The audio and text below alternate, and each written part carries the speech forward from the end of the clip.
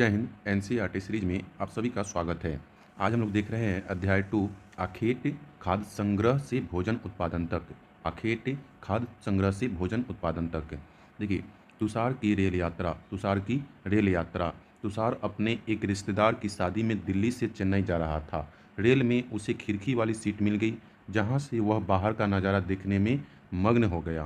तेज दौड़ती गाड़ी से उसने देखा कि पेड़ पौधे, घर, खेत खलिहान बड़ी तेजी से पीछे की ओर छूटते चले जा रहे थे। तभी उसके चाचा ने उसके कंधे पर हाथ रखकर कहा, पता है, लोगों ने मात्र 150 साल पहले रेल यात्रा करनी शुरू की थी। बस तो इसके कुछ दशक बाद आई। तुषार सोचने लगा कि जब लोगों के पास आने जाने के लिए तेज रफ्तार वाली सवारियां नहीं थी, तो वे क्या यात्रा ही नहीं करते थे? क्या वे अपनी सारी जिंदगी एक ही जगह बिता दिया करते थे? नहीं, ऐसी बात नहीं थी। आइए, आरंभिक मानव आखिर में वे इधर उधर क्यों घूमते थे? आरंभिक मानव आखिर वे इधर उधर क्यों घूमते थे? हम लोग उनके बारे में जानते हैं, जो इस उपमहाद्वीप में 20 लाख साल पहले रहा करते थे। आज हम उन्हें आखेट खाद्य संग्राहक के नाम से जानते हैं। भोजन का इंतजाम करने की विधि के आधार पर उन्हें इस नाम से पुकारा जाता है। आमतौर पर खाना के लिए वे जंगली जानवरों का शिकार करते थे, मछलियाँ और चिड़िया पकड़ते थे, फल फूल, दाने, पौधे, पत्तियाँ, अंडे इकट्ठा करते किया करते थे। आखेटक खाद्य संग्राहक समुदाय के लोग एक जगह से दूसरी जगह पर घूमते रहते थे। ऐसा करने के कई कारण थे। पहला कारण यह कि अगर वे एक ही जगह पर ज़्यादा दिनों तक रहते तो आसपास के पौधों, फलों और जानवरों को खाकर समाप्त कर देते, इसलिए और भोजन की तलाश में इन्हें दूसरी जगह पर जाना पड़ता था। दूसरा कारण यह है कि जानवर अपने शिकार के लिए या फिर हिरन और मवेशी अपना चारा ढूंढने के लिए एक जगह से दूसरी जगह जाया करते थे, इसलिए इन जानवरों का शिकार करने वाले लोग भी इसके पीछे पीछे जाया करते होंगे। तीसरा कारण यह है कि पेड़ और पौधों में फल फूल अलग अलग मौसम में आते हैं, इसलिए लोग उनकी तलाश में उपयुक्त मौसम के अनुसार अन्य इलाकों में घूमते होंगे। और चौथा कारण यह है कि पानी के बिना किसी भी प्राणी या पेड़ पौधे का जीवन रहना संभव नहीं होता, और पानी झीलों, झरनों तथा नदियों में ही मिलता है। यदि यद्यपि कई नदियों और झीलों का पानी कभी नहीं सूखता, कुछ झीलों और नदियों में पानी बारिश के बाद ही मिल पाता है, इसलिए ऐसी झीलों और नदियों के किनारे बसे लोगों को सूखे मौसम में पानी की तलाश में इधर उधर जाना पड़ता होगा। आरंभिक मानव के आरंभिक मानव के बारे में जानकारी कैसे मिलती है? पुरातत्वविदों को कुछ ऐसी वस्तुएं मिली है जिनका निर्माण और उपयोग आखेटक खाद्य संग्राहक किया करते थे। यह संभव है कि लोगों ने अपने काम के लिए पत्थरों, लकड़ियों और हड्डियों के औजार बनाए हो। इनमें से पत्थरों के औजार आज भी बचे हैं। इनमें से कुछ औजारों का उपयोग फल फूल काटने, हड्डियाँ और मांस काटने तथा पेड़ की छाल और जानवरों की खाल उतारने के लिए किया जाता था। कुछ के साथ हड्डियाँ या लकड़ियों के मुट्ठे लगा कर भाले और वान जैसे हथियार बनाए जाते थे। कुछ औजारों से लकड़ियाँ काटी जाती थी। लकड़ियों का उपयोग ईंधन के साथ साथ झोपड़ियाँ और औजार बनाने के लिए भी किया जाता था। देखिए, यहाँ पे ये रहा पत्थर जिसका उपयोग आखेटक लोग किया करते थे। देखिए, ये रहा आपका पत्थर।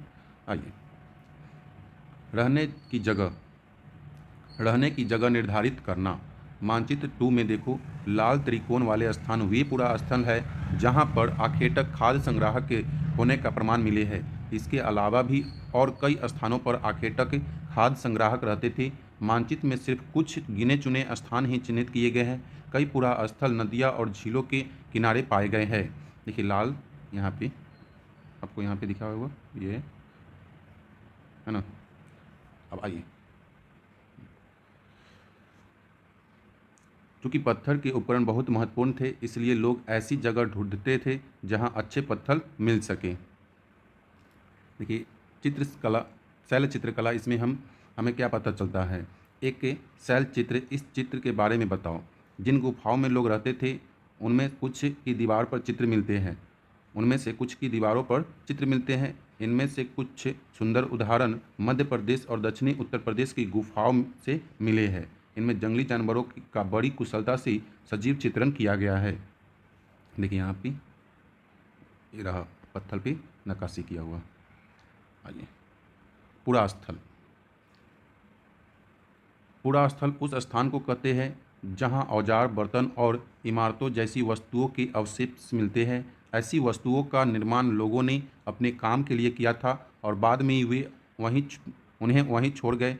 ये ज़मीन के ऊपर, अंदर, कभी कभी समुद्र और नदी के तल में भी पाए जाते हैं। इन पुरास्थलों के बारे में आपको अगले अध्यायों में बताया जाएगा। आग की खोज। आग की खोज। मानचित्र 2 में कुरनुल गुफा ढूंढो। यहाँ राख के अवशेष मिले हैं। कुरनुल गुफा में क्या मिले हैं? राख के अवशेष मिले हैं। इसका मतलब यह है कि आरंभिक लोग आग जलाना सीख गए थे। आग का इस्तेमाल कई कार्यों के लिए किया गया होगा, जैसे कि प्रकाश के लिए, मांस भूनने के लिए और खतरनाक जानवरों को दूर आदि भगाने के लिए।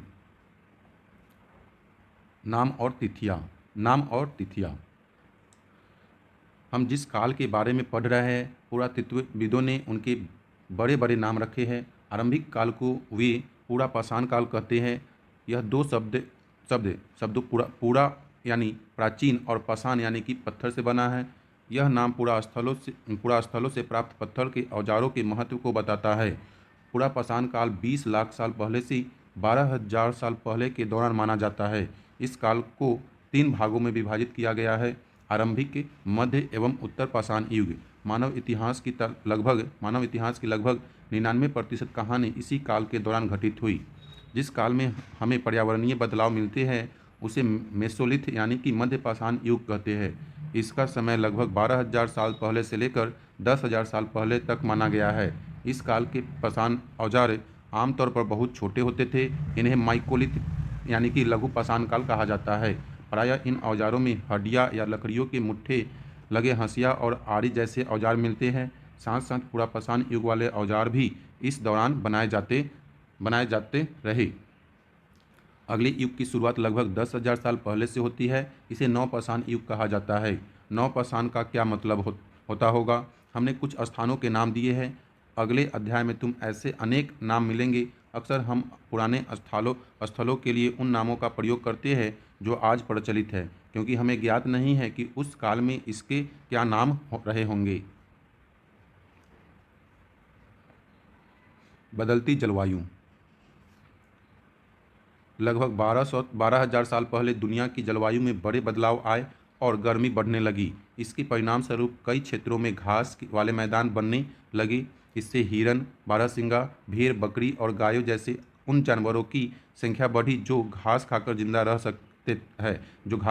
रह सकते हैं। जो लोग इन जानवरों का शिकार करते थे वे भी इसके पीछे आए और इनके खाने पीने की आदतों और प्रजनन के समय की जानकारी हासिल करने लगे। हो सकता है कि तब लोग इन जानवरों को पकड़कर अपनी ज़रूरत के अनुसार पालने की बात सोचने लगे हो। साथ ही इस काल में मछली भी भोजन का महत्वपूर्ण स्रोत बन गई। खेती और पशुपालन। खेती और पशुपालन की शुरुआत। इसी दौरान उपमहाद्वीप के भिन्न भिन्न इलाकों में गेहूं, जौ और धान जैसे अनाज प्राकृतिक रूप में उगने लगे। शायद महिलाओं और पुरुषों और बच्चों ने इन अनाजों को भोजन के लिए बटोरना शुरू कर दिया होगा। साथ ही वे यह भी सीखने लगे होंगे कि यह अनाज कहाँ उगते हैं और कब पककर तैयार होते थे। ऐसा करते करते लोगों ने इन अनाजों को खुद पैदा करना सीख लिया होगा। इस प्रकार धीरे धीरे वे कृषक बन गए होंगे। इसी तरह लोगों ने अपने घरों के आसपास चारा रखकर जानवरों को आकर्षित कर उन्हें पालतू बनाया होगा। सबसे पहले जिस जंगली जानवर को पालतू बनाया गया होगा वह कुत्ते का जंगली पूर्वज था। धीरे धीरे लोग भेड़, बकरी, गाय और सूअर जैसे जानवरों को अपने घरों के नज़दीक आने को उत्साहित करने लगे। ऐसे जानवर झुंड में रहते थे और ज़्यादातर घास खाते थे। अक्सर लोग अन्य जंगली जानवरों के आक्रमण से इसकी सुरक्षा किया करते थे और इस तरह धीरे धीरे वे पशुपालक बन गए होंगे। बसने की प्रक्रिया। लोगों द्वारा पौधे उगाने और जानवरों की देखभाल करने को बसने की प्रक्रिया का नाम दिया गया है। अपनाए गए ये पौधे तथा जानवर अक्सर जंगली पौधों तथा जानवरों से भिन्न होते हैं। इसकी वजह यह है कि बसने की प्रक्रिया की दिशा में अपनाए गए पौधों या जानवरों का लोग चयन करते हैं। उदाहरण के तौर पर लोग उन्हीं पौधों या जानवरों का चयन करते हैं जिनके बीमार होने की संभावना कम हो। यही नहीं, लोग उन्हीं पौधों को चुनते हैं जिनसे बड़े दाने वाले अनाज पैदा होते हैं, साथ ही जिनकी मजबूत टहनी अनाज के पक्के दाने को के भार को संभाल सके। ऐसे पौधों के बीजों को संभाल कर रखा जाता है ताकि फिर से उगाने के लिए गुण सुनिश्चित रह सके। उन्हीं जानवरों को आगे आगे प्रजनन के लिए चुना जाता है उन्हीं जानवरों को आगे प्रजनन के लिए चुना जाता है जो आमतौर पर अहिंसक होते हैं। इसलिए हम देखते हैं कि पाले गए जानवर तथा कृषि के लिए अपनाए गए पौधे जंगली जानवरों तथा पौधों से धीरे धीरे भिन्न होते गए। मिसाल के तौर पर जंगली जानवरों की तुलना पालतू जानवरों के दांत और सींग छोटे होते हैं। बचने की प्रक्रिया पूरी दुनिया में धीरे धीरे चलती रही। यह करीब 12,000 साल पहले शुरू हुई 12,000 साल पहले शुरू हुई। वास्तव में आज हम जो भोजन करते हैं वे इसी बचने की प्रक्रिया की वजह से है। कृषि के लिए अपनाई गई सबसे प्राचीन फसलों में गेहूं तथा जौ आते हैं। उसी तरह सबसे पहले पालतू बनाए गए जानवरों में कुत्ते के बाद भेड़ बकरी आते हैं। एक नवीन जीवन शैली। तुम किसी पौधे के बीज को बोकर देखो, तुम पाओगे कि इसे विकसित होने में कुछ वक्त लगता है। इसमें कुछ दिन, महीना या फिर साल तक लग सकता है। इसलिए जब लोग पौधे उगाने लगे तो उसकी देखभाल के लिए उन्हें एक ही जगह पर लंबे समय तक रहना पड़ता था। बीज बोने से लेकर फसलों के पकने तक, पौधों की सिंचाई करने, खरपतवार हटाने, जानवरों और चिड़ियों से उनकी सुरक्षा करने जैसे बहुत से काम शामिल थे। कटाई के बाद अनाज का उपयोग बहुत संभाल कर करना पड़ता था। अनाज को भोजन और बीज दोनों ही रूप में बचाकर रखना आवश्यक था। इसलिए लोगों को इसके भंडारण की बात सोचनी पड़ी। बहुत से इलाकों में लोगों ने मिट्टी के बड़े बड़े बर्तन बनाए, टोकरियाँ बुनी या फिर ज़मीन में गड्ढा खोदा। देखिए यहाँ पे आज के उपयोग बीज के रूप में, अनाज के उपयोग बीज के रूप में, खाद के रूप में, उपहार के रूप में और भंडारण के लिए। देखिए जानवर चलते फिरते खाद भंडार। जानवर बच्चे देते हैं जिससे उनकी संख्या बढ़ती है। अगर जानवरों की देखभाल की जाए तो उनकी संख्या तो बढ़ती ही है, साथ ही उससे दूध भी प्राप्त हो सकता है जो भोजन का एक अच्छा स्रोत है। यही नहीं, जानवरों से हमें मांस भी मिलता है। दूसरे शब्दों में पशुपालन भोजन के भंडारण का एक तरीका है। अब आरंभिक कृषकों और पशुपालकों के बारे में पता करें। मानचित्र 2 पृष्ठ संख्या 13 पर देखिए। क्या तुम्हें कई नीले वर्ग दिखा रहे हैं? क्या तुम्हें कई नीले वर्ग दिख रहे हैं? पता है, इनमें से प्रत्येक बिंदु उस जगह को दर्शाता है जहां पुरातत्वविदों को शुरुआती कृषकों और पशुपालकों के होने के साक्ष्य मिले हैं। ये पूरे उपमहाद्वीप में पाए गए हैं। इनमें सबसे महत्वपूर्ण पश्चिमोत्तर क्षेत्र में, आधुनिक कश्मीर में और पूर्वी तथा दक्षिणी भारत में पाए गए हैं। वास्तव में ये निर्दिष्ट स्थान कृषकों और पशुपालकों की बस्तियां थी या नहीं, इसे जांचने के लिए वैज्ञानिक खुदाई में मिले पौधों और पशुओं की हड्डियों की नमूने का अध्ययन करते हैं। इनमें सबसे रोचक जले हुए अनाज के दाने के अवशेष है। ऐसा लगता है कि ये गलती से या फिर जानबूझकर जलाए गए होंगे। वैज्ञानिक इन अनाजों के दानों की पहचान कर सकते हैं। इस तरह हमें पता चलता है कि उस महाद्वीप के विभिन्न भागों में बहुत सारी फसलें उगाई जाती होगी। वैज्ञानिक विभिन्न जानवरों की हड्डियां का भी पहचान कर सकते हैं। अस्थायी जीवन की ओर पुरातत्वविदों को कुछ पुरास्थलों पर झोपड़ियों और घरों के निशान मिले हैं, जैसे कि बुर्ज होम। वर्तमान कश्मीर में के लोग गड्ढे के नीचे घर बनाते थे जिन्हें गर्तवास कहा जाता है। इनमें उतरने के लिए सीढ़ियाँ होती थी, इससे उन्हें ठंड के मौसम में सुरक्षा मिलती होगी। पुरातत्वविदों को झोपड़ियों के अंदर और बाहर दोनों ही स्थान पर आग जलाने की जगह मिली है। ऐसा लगता है कि लोग मौसम के अनुसार घरों के अंदर या बाहर खाना पकाते होंगे। बहुत सारी जगहों से पत्थर के औजार भी मिले हैं। इनमें से कई ऐसे हैं जो पूरा पाषाण युगीन उपकरण से भिन्न हैं, इसलिए इसे नवपाषाण युग का माना गया है। इनमें से वे औजार भी हैं जिनकी धार को और अधिक पैना करने के लिए उन पर पॉलिश चढ़ाई जाती थी। ओखली और मूसल का प्रयोग अनाज और वनस्पतियों से प्राप्त अन्य चीज़ों को पीसने के लिए किया जाता था। आज हजारों साल बाद भी ओखली और मूसल का प्रयोग अनाज पीसने के लिए किया जाता है। उसी तरह प्राचीन प्रस्तर युगीन औजारों का निर्माण और प्रयोग लगातार होता रहा। कुछ औजार हड्डियों से भी बनाए जाते थे, कुछ औजार हड्डियों से भी बनाए जाते थे। देखिए पत्थर के औजार हैं। देखिए नवपाषाण युग के कुछ उपकरण।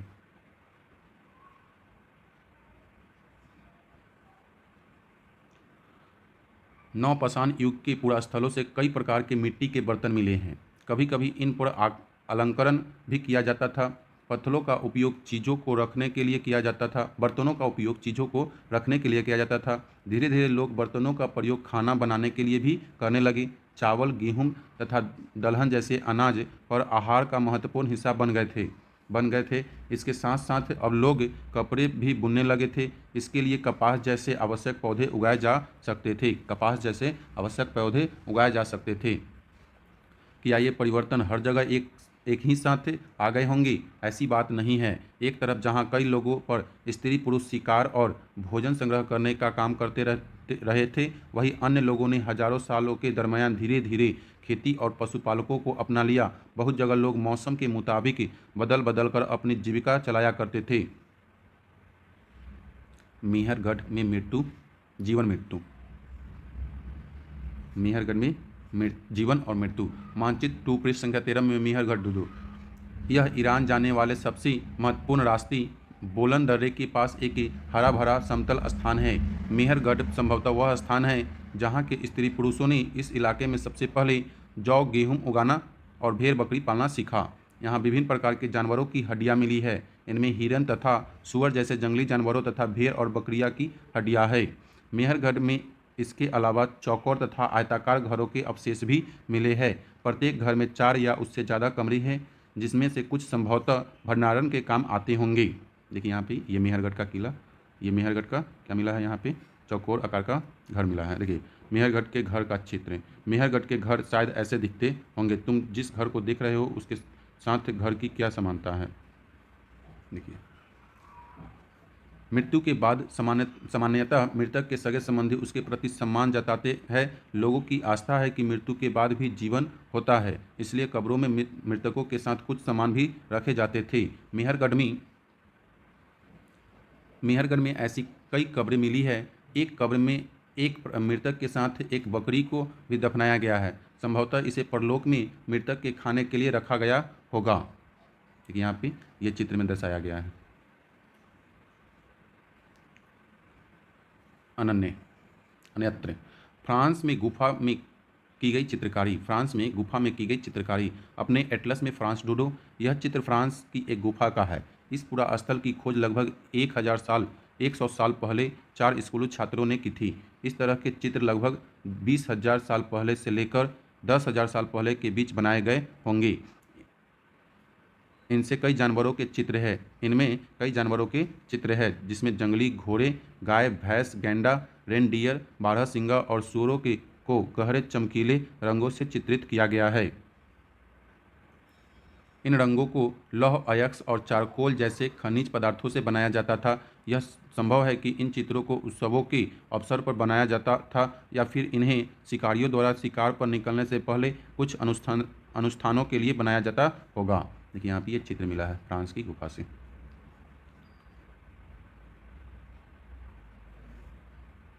एक नवपाषाणिक पुरास्थल। एटलस में तुर्की ढूंढो। नवपाषाण युग के सबसे प्रसिद्ध पुरास्थलों में से एक चताल युग के तुर्की में है। यहाँ दूर दराज स्थानों से कई चीज़ें लाई जाती थी और उनका उपयोग किया जाता था, जैसे सीरिया से लाया गया चकमक पत्थर, लाल सागर की कौड़िया तथा भूमध्य सागर की सीपियाँ। ध्यान रहे कि उन समय तक पहिए वाले वाहन का विकास नहीं हुआ था। लोग सामान खुद या जानवरों की पीठ पर लादकर ले जाया करते थे। देखिए अब यहाँ से आपका क्वेश्चन स्टार्ट होता है। कुछ महत्वपूर्ण तिथियाँ। मध्यपाषाण युग 1200 से 12,000 से 10,000 साल, 12,000 से 10,000 साल पहले। मध्यपाषाण युग 12,000 से 10,000 साल पहले। बसने की प्रक्रिया का आरंभ लगभग 12,000 साल पहले। नवपाषाण युग का आरंभ 10,000 साल पहले। मेहरगढ़ में बस्ती का आरंभ लगभग 8,000 साल पहले।